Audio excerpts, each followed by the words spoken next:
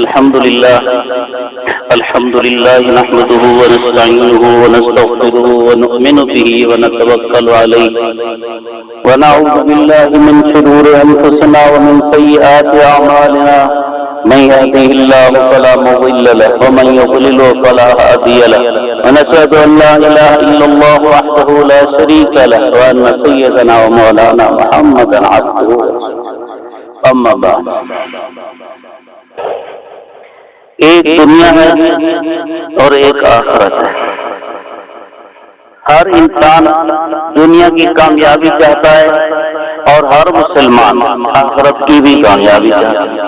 دنیا کی کامیابی تو ہر انسان چاہتا ہے, وہ مسلمان ہے یا غیر مسلم, لیکن آخرت کی کامیابی مسلمان چاہتا ہے.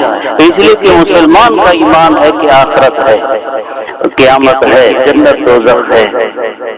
کافر کا اس پر ایمان نہیں, تو کافر کی ساری دوڑ ساری محنت دنیا کے لیے ہے. اللہ رحم فرماوے, ہم مسلمان اس لیے نہیں کلمہ پڑھنے کے بعد کہ ہماری بھی ساری دوڑ دنیا کے لیے ہو, ہماری زیادہ دوڑ آخرت کے لیے ہو. ضرورت کے مطابق دنیا کے لیے بھی محنت کریں. اگر آدمی دنیا کے لیے اتنی محنت کرتا ہے کہ آخرت سے غافل نہیں ہوتا, تو دنیا کی یہ محنت کرنا اللہ تعالیٰ کو پسند ہے. طلب کسب الحلال فریضۃ بعد الفریضہ. نبی کریم صلی اللہ علیہ وسلم نے فرمایا کہ حلال کمانا بھی فرضوں کے بعد فرض ہے. فرضوں کے بعد فرض ہے, فرضوں سے پہلے فرض نہیں ہے, فرضوں کے بعد فرض ہے. یعنی نماز اس کی وجہ سے نہ چھوٹے, روزہ اس کی وجہ سے نہ چھوٹے, زکوٰۃ کمائی کی وجہ سے نہ چھوٹے. اگر حج فرض ہے تو کمانے کی وجہ سے یہ نہ چھوٹے, اللہ کے ضروری احکام نہ چھوٹیں. جب اللہ کا حکم آ جائے پھر دنیا میں کماتا رہے. مگر ہمارا تو ایمان ہے کہ اس جہاں کے بعد موت کے بعد قبر بھی ہے, حشر بھی ہے.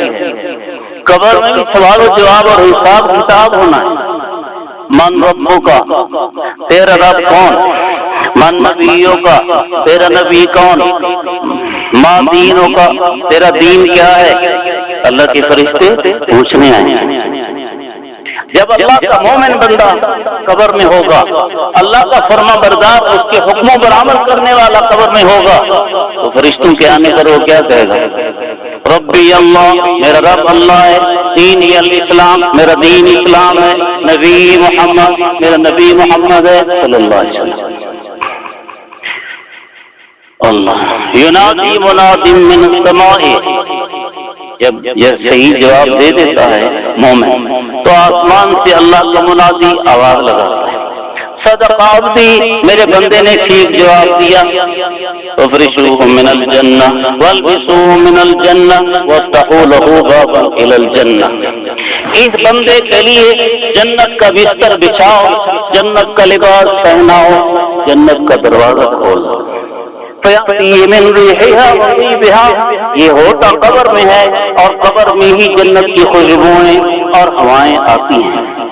قبر میں جنت کی خوشبوئیں اور ہوائیں آتی ہیں.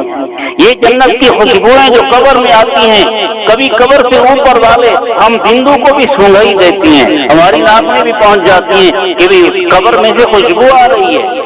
جو خوشبوؤں والی زندگی گزار کے گیا اس کی قبر سے خوشبوئیں. خوشبوؤں والی زندگی کیا ہے؟ نیکیوں والی زندگی, نیکیوں والی زندگی. یہ خوشبوؤں والی زندگی, نیکیاں خوشبوئیں ہیں, نیکیاں روشنی ہیں. قبر روشن ہوگی, قبر خوشبودار ہوگی, صرف اندر نہیں باہر بھی معلوم ہوگا. مردے کو قبر کے اوپر چراغ جلانے کی ضرورت نہیں ہوتی. اگر اندر قبر روشن ہے تو اوپر سے چراغ جلانے کا فائدہ نہیں, اور اگر اندر قبر اندھیرا ہے تو پھر چراغ جلانے کا پھر بھی فائدہ نہیں. یہ چراغ جلاتے ہیں کئی قبروں کا, اگر اندر روشنی ہے تو مردے کو ہمارے چراغ جلانے کی ضرورت نہیں، کیونکہ وہ روشنی اتنی زیادہ روشنی ہے کہ اس روشنی کے مقابلے میں چراغ ایسے ہے جیسے سفید دن جب یہاں نہیں ہوتا اس وقت کوئی آدمی چراغ جلائے، اس وقت اس چراغ کا کوئی فائدہ، اوپر اللہ تعالیٰ کا اتنا بڑا چراغ جل رہا ہے، تیرے اس چراغ کا کوئی فائدہ کچھ نہیں۔ تو جس قبر والے کی قبر روشن ہے، اوپر ہم زندوں کے چراغ جلانے کا فائدہ نہیں، اور جس قبر والے کی قبر اندھیرا ہے ہمارے چراغوں سے وہ روشن نہیں ہوگی، وہ ایمان اور نیک اعمال سے روشن ہوتی ہے۔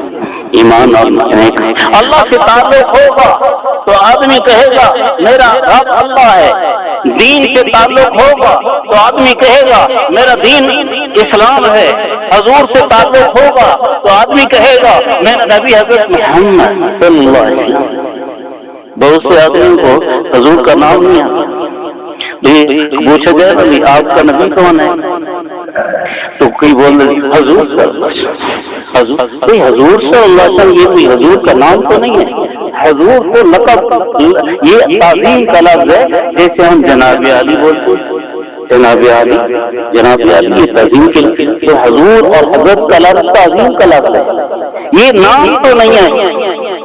کتنے بندوں کو حضور صلی اللہ علیہ وسلم کا نام نہیں ہے۔ ہمارے نبی کا نام کیا ہے؟ جو کلمہ پڑھتے ہیں ہم، لا الہ الا اللہ محمد رسول اللہ۔ تو کئی ایسے لوگ ہیں جو دین اسلام والی، اللہ رسول سے تعلق والی زندگی گزار کے گئے، ان کی قبروں سے خوشبوئیں آ رہی ہیں، ان کی قبریں روشن ہیں۔ ہماری بھی قبریں روشن ہو جائیں یا نہیں؟ ہماری قبر میں بھی خوشبو ہو یا نہ؟ تو خوشبو اور روشنی والے اعمال کرنے پڑیں گے، اور خوشبو اور روشنی والے اعمال کون سے؟ یہ جو ہم اللہ تعالیٰ کے حکم پورے کرتے ہیں، یہ سر خوشبو اور روشنی والے اعمال۔ حضور نبی پاک صلی اللہ علیہ وسلم کی حدیث، آپ نے فرمایا من حافظ علی هؤلاء الصلوات الخمس، جو ان 5 نمازوں کی پابندی کرے گا، کانت لہ نورا و برہانا و حجتا یوم القیامت، قیامت کے دن یہ آگ اس کے لیے، یہ قیامت کے دن یہ نماز اس کے لیے نور ہوگی، دلیل ہوگی، اس کے ایمان کی نشانی ہوگی۔ نماز نور۔ حضور نبی پاک صلی اللہ علیہ وسلم نے ارشاد فرمایا، صحابہ رضی اللہ عنہ نے پوچھا یا رسول اللہ قیامت کا دن ہوگا، حضرت آدم علیہ السلام سے لے کر آخری انسان تک کل انسانیت جمع ہوگی، تو آپ اپنے امتیوں کو کیسے پہچانیں گے؟ کیا آپ کا امتی؟ وہ پہچان، وہ علامت ہمارے اندر بھی ہو، ہمارے سارے ساتھیوں کو اردو سمجھ آتی ہے نا، وہ پہچان اور ہمارا علامت ہمارے اندر بھی ہو، تاکہ وہ اس علامت سے حضور پہچان لیں کہ میں محمدی پہچان، یہ حضور کا امتی ہے پہچان۔ کیا علامت ہے؟ صحابہ رضی اللہ عنہ نے عرض کیا یا رسول اللہ آپ اپنے امتیوں کو کیسے پہچانیں گے؟ آپ نے ارشاد فرمایا یہ بتاؤ کہ اگر کسی میدان میں بہت سے گھوڑے ہوں اور سب کے سب کالے رنگ کے، اور ان گھوڑوں میں ایک گھوڑا ایسا ہو جس کے ماتھے پر سفید ٹکا ہو اور اس کے چاروں پاؤں اس پر بھی سفید رنگ کے بال ہوں، تو مالک ان کالے گھوڑوں میں اس کو پہچان لے گا یا نہیں پہچان لے گا؟ پہچان لے گا۔ آپ نے فرمایا ایسے ہی ان امتی یاتون یوم القیامت غرا محجلین من آثار الوضوء، میری امتی جو نماز سے پہلے اچھے طریقے سے وضو کرتے ہیں، چہرہ دھوتے ہیں، ہاتھ دھوتے ہیں، پاؤں دھوتے ہیں، جب قیامت کا دن آئے گا تو ان کی نشانی یہ ہوگی کہ چہرے چمکتے ہوں گے، ہاتھ چمکتے ہوں گے، پاؤں چمکتے ہوں گے، اسے میں پہچانوں گا کہ میرا امتی ہے۔ سمجھ آیا؟ بے دیکھ لو نماز کا اہتمام اور وضو کا اہتمام کرنا کتنا ضروری ہے، تاکہ ہمیں حضور پہچان لیں کہ میرے کلمے والا ہے۔ ضروری ہوا کہ نہیں ہوا؟ اللہ آخرت میں کامیابی کے لیے دو چیزیں بہت ضروری ہیں، پہلی چیز ہے ایمان، دوسری چیز ہے نیک اعمال۔ ایمان کلمہ پڑھنے سے ہمارے اندر آ گیا الحمدللہ، ہاں اس ایمان کی حفاظت کرنی ہے، اس ایمان کی حفاظت کرنی ہے، تاکہ ہم جب اس دنیا سے جائیں تو زبان پر کلمہ جاری ہو، لا الہ الا اللہ محمد رسول اللہ۔ یہ کلمہ کیسے جاری ہوگا؟ حضور نبی پاک صلی اللہ علیہ وسلم کے صحابی حضرت عبداللہ بن مسعود رضی اللہ عنہ فرماتے ہیں، من سرہ ان یلقى اللہ غدا مسلما فلیحافظ علی ہؤلاء الصلوات الخمس حیث ینادى بہن۔ جس بندے کا دل کرتا ہو کہ کل قیامت کے دن جب اللہ کے سامنے کھڑا ہو تو یہ مسلمان حالت میں کھڑا ہو، تو اس بندے کو چاہیے جو یہ پسند کرتا، ہم سب پسند کرتے ہیں، جو یہ پسند کرتا ہو کہ کل قیامت کے دن مسلمان کھڑا ہو، اس بندے کو چاہیے کہ مسلمان کھڑا ہونے کے لیے پانچوں نمازیں مسجد میں باجماعت پابندی سے پڑھے۔ جب پانچوں نمازیں مسجد میں باجماعت پابندی سے پڑھے گا تو قیامت کے دن مسلمان حالت میں اٹھے گا۔ ان نمازوں کی برکت سے اس بندے کی کل زبان پر کلمہ جاری ہو جائے گا۔ یہ کلمے کا ورد بھی کرنا چاہیے، ذکر اللہ، کلمہ ذکر اللہ، سبحان اللہ، الحمدللہ، اللہ اکبر، لا الہ الا اللہ، درود شریف، استغفار، یہ سب ذکر اللہ ہے۔ کلمے کا ورد کرتے رہنا چاہیے۔ حضور نبی پاک صلی اللہ علیہ وسلم نے ارشاد فرمایا، جو بندہ روزانہ 100 دفعہ کلمہ شریف پڑھے گا، جب قیامت کے دن آئے گا تو اس کا چہرہ چودھویں کے چاند جیسا چمکتا ہوگا، چودھویں کے چاند جیسا چمکتا ہوگا۔ اور حضور صلی اللہ علیہ وسلم کی حدیث ہے، من کان آخر کلامہ لا الہ الا اللہ دخل الجنہ، جس بندے کا آخری بول لا الہ الا اللہ ہوگا اور اس کے بعد اس کی روح قبض ہو جائے گی، یہ سیدھا بہشت میں جائے گا۔ تو خاتمہ کلمے پر ضروری ہے، اور یہ کیسے ہوگا؟ اعمال سے، اعمال سے۔ اپنے ایمان کی حفاظت ضروری ہے۔ آج ہر طرف گناہوں کا جال بچھ گیا، اتنے گناہوں کے کا ماحول ہے کہ ایمان بچانا بڑا مشکل ہو گیا۔ اپنے اس ایمان کو اگر ہم بچا کر لے گئے تو ہم جنتی، اور اگر خدا نخواستہ اپنے ایمان کو ضائع کیا، ضائع ہوتا ہے گناہوں سے، ضائع ہوتا ہے گناہوں سے، ضائع ہوتا ہے گناہوں سے۔ اگر اپنے ایمان کو ضائع کیا تو پھر چاہے کوئی ولی اللہ ہمارا جنازہ پڑھے اور ہم ایمان کے بغیر جائیں تو کسی ولی اللہ تو کیا نبی کے جنازہ پڑھنے کی بخشش نہیں ہوتی۔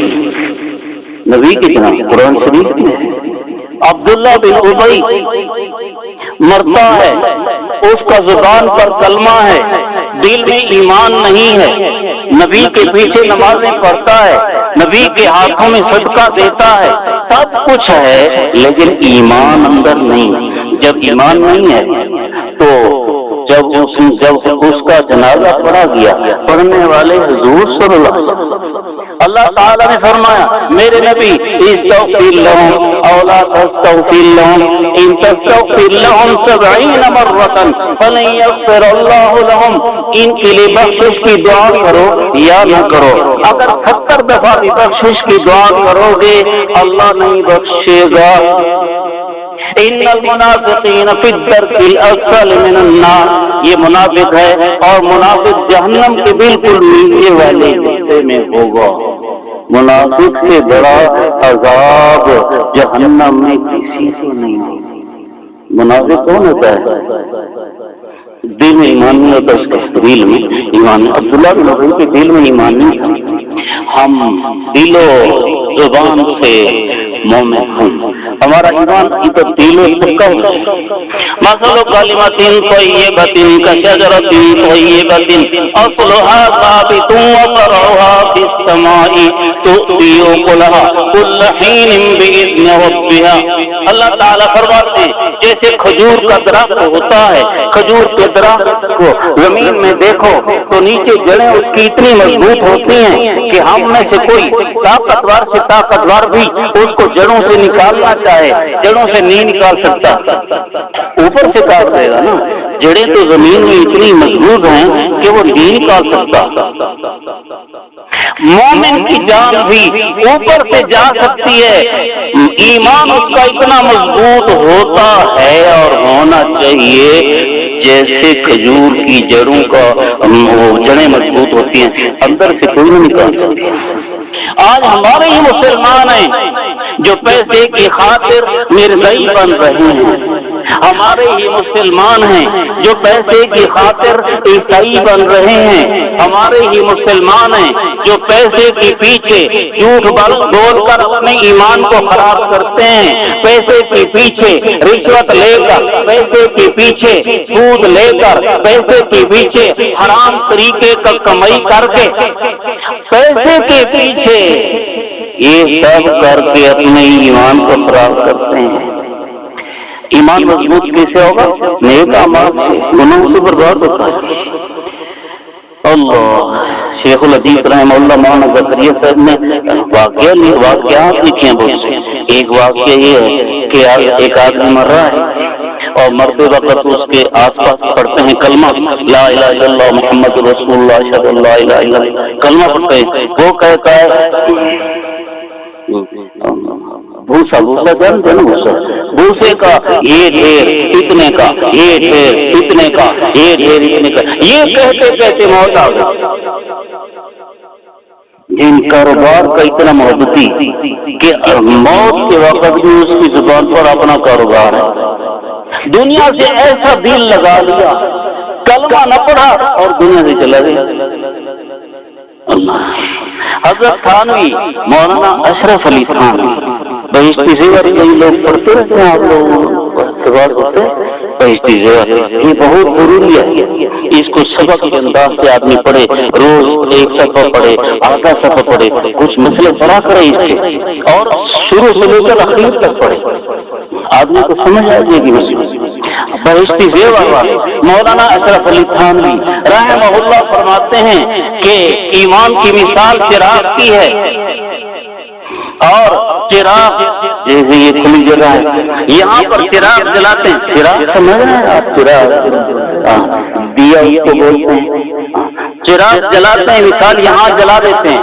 اب اوپر چھت نہیں ہے، آس پاس دیواریں نہیں ہیں جو ہوا کو روک کر اس چراغ کی حفاظت کا سبب بنے. کھلا میدان ہے، یہاں چراغ جلائیں گے، ہلکی سی ہوا بھی آئے گی تو چراغ بجھ جائے گا. اور اگر چراغ کے آس پاس دیواریں ہیں، اوپر چھت بھی ہے، تو چاہے آندھیاں بھی آئیں تو چراغ نہیں بجھے گا. فرمایا نیک اعمال ایسے ہی ہیں جیسے چار دیواری اور اوپر کی چھت. نیک اعمال سے ایمان کا کلمہ اندر محفوظ ہو جاتا ہے، اور گناہوں کے جب نیک اعمال نہ ہوں گے تو وہ چراغ جو جس کے آس پاس دیواریں نہیں، اوپر چھت نہیں، ہلکی سی ہوا آئی تو بجھ گیا. ہلکا سا ایمان بھی اگر آدمی کے پاس ہوگا اور لیکن نیک اعمال نہیں ہوں گے، نماز نہیں پڑھے گا، روزہ نہیں رکھے گا، زکات نہیں دے گا، حج نہیں کرے گا، ضروری اعمال نہیں کرے گا، تو کوئی بھی فتنہ ایسا آئے گا کہ یہ بندہ اپنا ایمان دے دے. فتنے کی وجہ سے یہ بندہ اپنا، اور اگر ایمان کے بغیر اس دنیا سے گیا آدمی تو آگے ہمیشہ ہمیشہ کی جہنم جائے، ہمیشہ ہمیشہ. اور اگر ایمان کے ساتھ گیا تو ہمیشہ کی جنت ہے. اللہ کے فرضوں کی پابندی کرو، یہ ایمان کی حفاظت کا ذریعہ ہے. ابھی نماز کے متعلق بتا دیا آپ لوگوں کو کہ نماز کی پابندی پر کیا ہے. اللہ تعالیٰ کے پاس جب آدمی جائے گا تو مسلمان آ رہا ہے، اور وضو کرتا ہے تو وضو کی پابندی سے کیا ہوا؟ حضور نبی پاک صلی اللہ علیہ وسلم ذکر کی بات نے عرض کی، حضور نبی پاک صلی اللہ علیہ وسلم نے ارشاد فرمایا جدد ایمانکم، اپنے ایمان کو تازہ کرتے رہا کرو۔ یہ جو ابھی میں بیان کر رہا ہوں اللہ رسول کا فرمان، اس کے ساتھ ہم آپ کے، میں سنانے والا آپ سننے والے، ہمارے ایمان میں ترقی ہونی چاہیے، ہمارے ایمان میں اس کے سننے سے ترقی ہونی چاہیے۔ حضور نے فرمایا اپنے ایمان کو تازہ کیا کرو، اس سے میل کچیل آ جاتی ہے ایمان سے، اس کو تازہ کیا کرو۔ صحابہ رضی اللہ عنہ نے عرض کیا کیسے اپنے ایمان کو تازہ کیا کریں؟ آپ نے ارشاد فرمایا بقول لا الہ الا اللہ، لا الہ الا اللہ کی کثرت کیا کرو، اکثر من قول لا الہ الا اللہ، کلمہ شریف کی کثرت کیا کرو، اسے ایمان ایسے تازہ ہو جاتا ہے جیسے کپڑے کو دھویا، دھو کے استری کر دیا، دھو کے استری کر دیا، کیسے صاف ہو گیا؟ ایمان ایسے ہی میل کچیل سے صاف ہو جاتا ہے جب ذکر اللہ کرے۔ ذکر اللہ کے ساتھ جان کی جان ہے، ایمان کی جان ہے۔ اگر ذکر اللہ نہیں تو ایمان آہستہ آہستہ تو مر جاتا ہے۔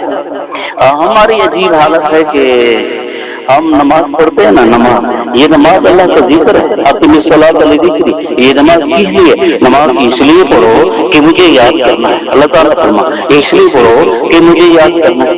ہم نماز اس طرح سے پڑھ رہے ہوتے ہیں، دل یہاں نہیں ہوتا، جسم یہاں ہوتا ہے۔ کھڑے نماز میں حساب دکان کا، کھڑے نماز میں، اور پتہ نہیں کہاں کہاں ہمارا دماغ گھوم رہا ہوتا ہے۔ بھائی اپنے دماغ کو نماز کی طرف متوجہ کرو، ایسے نماز پڑھو، پھر یہ نماز اللہ کے ہاں بہت۔ ہمارے کئی مسلمان بھائی نا نماز تیز سے پڑھتے ہیں کہ میں حاضر ہوں، میں تو اتنا تیز نہیں پڑھ سکتا۔ ہمارے جو یہ نادر خان لوگ نہیں، نادر خان لوگ یہ تیز پڑھتے ہیں، میرے سے بھی زیادہ تیز پڑھتے ہیں۔ اگر 2 رکعت سنت میں پڑھتا ہوں تو وہ اگر 2 رکعت سنت کے ساتھ نفل بھی پڑھیں تو ان کی 4 رکعتیں ہو جائیں گی اور میری 2 رکعتیں ہو جائیں گی۔ کا بہت فائدہ ہوتا ہے کہ مغرب کی سنتیں ہیں، سنتوں کے بعد نفل ہیں، تو میں سنتوں کی پہلی رکعت میں ہوتا ہوں، مثلاً سجدے تک گیا اور کوئی ساتھی ایسا ہوتا ہے کہ وہ سنت بھی ختم اور ساتھ کو نفل بھی ختم اور باہر نکل رہا ہے۔ بھائی یہ نماز کیسی پڑھی ہم نے؟ میرے بھائی اللہ کے گھر میں پہنچنے کے بعد ہم اللہ سے باتیں کر رہے ہیں، اللہ کے گھر میں پہنچنے کے بعد ہم اللہ کو ٹائم دے رہے ہیں۔ کیا کبھی تھانے دار کو اتنا ٹائم دیا؟ اتنا کہ جی میں آپ کے پاس حاضر ہوں، یہ درخواست ہے جلدی میں کرو، اور پھر اتنا ٹائم دیا تھانے دار کو؟ کبھی نہیں۔ اس کے لیے کم از کم 1 گھنٹہ فارغ کریں گے کہ تھانے دار صاحب فارغ ہوں گے تو ہم اس کو درخواست پیش کریں گے، پھر بڑے ادب احترام کے ساتھ درخواست پیش کریں گے اور اس کے ساتھ بڑے ادب احترام کے ساتھ بولیں گے اور پھر اس کا جواب سنیں گے اور پھر واپسی ہوگی۔ اور اللہ تعالیٰ کے ساتھ ہم ایسے بول رہے ہیں کہ جیسے اللہ تعالیٰ کی ذات تھانے دار سے بھی کم درجہ ہے، تھانے دار سے بھی کم۔ ادھر یہ جو نماز ہم پڑھتے ہیں نا، اس نماز میں اللہ سے باتیں ہوتی ہیں، اللہ سے بات۔ الحمدللہ رب العالمین، سب تعریف اللہ رب العالمین کے لیے ہے۔ الرحمن الرحیم، بہت مہربان بہت رحم کرنے والا، مالک یوم الدین، جزا کے دن کا مالک۔ ایاک نعبد، اے اللہ ہم تیری عبادت کرتے ہیں، اب اللہ کو بولنا ہے، اے اللہ ہم تیری عبادت کرتے ہیں، کہہ رہے ہیں اور دماغ کہیں اور جو ہے۔ وَإِيَّاكَ نَسْتَعِينُ، اے اللہ ہم تیرے سے مدد مانگتے ہیں، یہ درخواست دے رہے ہیں اور درخواست دینے والے کو پتہ نہیں میں کیا درخواست دے رہا ہوں۔ اِهْدِنَا الصِّرَاطَ الْمُسْتَقِيمَ، میرے اللہ ہم کو سیدھا راستہ دکھا، یہ درخواست ہے اور درخواست دینے والے کو پتہ نہیں میں کیا درخواست دے رہا ہوں۔ صراط الذین انعمت علیہم، ان لوگوں کا راستہ سیدھا ہے جن پر تو نے انعام کیا۔ گفتگو ہو رہی ہے اور بولنے والے کو نہیں پتا میں کیا بول رہا اور کس سے بول رہا۔ تھانیدار سے بھی کم حیثیت دے دی اللہ کو۔ اس لیے میں کہا کرتا ہوں بے خدا کے لیے مسجد میں زیادہ ٹائم دیا کرو۔ ساری دنیا میں دنیا کے کاموں کے لیے کتنا ٹائم دیا؟ 24 گھنٹے ہیں دن رات کے۔ اب ہمارے حضرت والا پیر و مرشد حضرت مولانا صوفی محمد سرور صاحب رحمت اللہ علیہ فرمایا کرتے تھے کہ اگر آدمی ان 24 گھنٹوں میں سے 21 گھنٹے دنیا کے جائز کاموں میں لگائے، 21 گھنٹے دنیا کے جائز کاموں میں لگائے، ان جائز کاموں میں سونا ہو گیا، کھانا ہو گیا، پینا ہو گیا، یہ دوسری جو ضروریات ہمارے ساتھ لگی ہوئی ہیں، 21 گھنٹے تو دنیا کے جائز کاموں میں لگائے، صرف 3 گھنٹے اللہ کے لیے فارغ کرے۔ 3 گھنٹے، ان 3 گھنٹوں میں 5 نمازیں ہو گئی، ذکر کا کچھ وقت نکال لیا، تلاوت کا کچھ وقت نکال لیا۔ تلاوت کے لیے تو فارغ نہیں، مولوی بس فارغ ہیں، باقی کوئی فارغ نہیں تلاوت کے لیے۔ حالانکہ آدمی نے نازل پڑھ دیا، حفظ نہ پڑھا تو نازل پڑھ دیا، اور کوئی حفظ پڑھ گیا اور حفظ پڑھنے کے بعد قرآن کو آگے نہ رکھا، اس کو پڑھا ہی نہیں تو بھلا دیا۔ اللہ تعالیٰ قیامت کی نہیں پوچھیں گے، بلکہ قرآن شریف میں وقال الرسول یا رب ان قوم اتخذوا هذا القرآن مہجورا، قیامت کے دن اللہ کے سامنے حضور نبی پاک صلی اللہ علیہ وسلم عرض کریں گے میرے رب میری اس قوم نے قرآن کو چھوڑ دیا تھا۔ دیکھو ہم میں سے کتنے تلاوت کرتے ہیں، آئندہ کریں گے بھائی 10-15 منٹ تو قرآن کو دے دیا کرو، 10-15 منٹ تو قرآن کو دے دیا کرو۔ یہ مغرب کی نماز ہے نا، 3 فرض ہو گئے، وہ تو ہمارے اختیار میں نہیں، وہ تو امام کے اختیار میں ہے، وہ ہمارے لیے جتنا ٹائم لگائے، اور باقی سنت ہو گئی، اس کے بعد نفل ہو گئی، تو ہر رکعت کو کم از کم 1 منٹ تو ہم دیا کریں، ہر رکعت 1 رکعت کو 1 منٹ تو دیا کریں۔ اب ہم کتنا تیزی سے پڑھتے ہیں، آپ اپنے سے واقف ہیں، جو تیزی سے پڑھتے ہیں وہ میں سمجھتا ہوں الحمدللہ رب العالمین اور مالک یوم الدین اکرم تو یہ کرتے ہیں ادنا صراط المستقیم صراط الذین انعمت علیہم غیر المغضوب علیہم۔ ایسے تیز سے نہیں پڑھتے۔ اب تھانے دار سے اس انداز سے بات کرتا ہے، اپنے باپ سے بھی اس انداز سے آدمی بات نہیں کرتا، تھانے دار تو بھی چلو وردی والا ہے نا، باپ وردی والا نہیں، اور باپ سے بھی اس انداز سے بات نہیں کرتا، بڑے بھائی سے اس انداز سے بات نہیں کرتا، اور اللہ سے اس انداز سے بات کر رہا ہے کہ خود زبان مشین کی طرح چل رہی ہے۔ نہیں، اللہ کو ٹائم دو، آپ نے اللہ کو ٹائم دیا ہے، اس انداز سے ٹائم دو جس انداز سے آدمی اپنے کسی بڑے سے بات کرتا ہے۔ کریں گے انشاءاللہ، اللہ تعالی ہم کو صحیح نماز پڑھنے کی توفیق نصیب فرمائے۔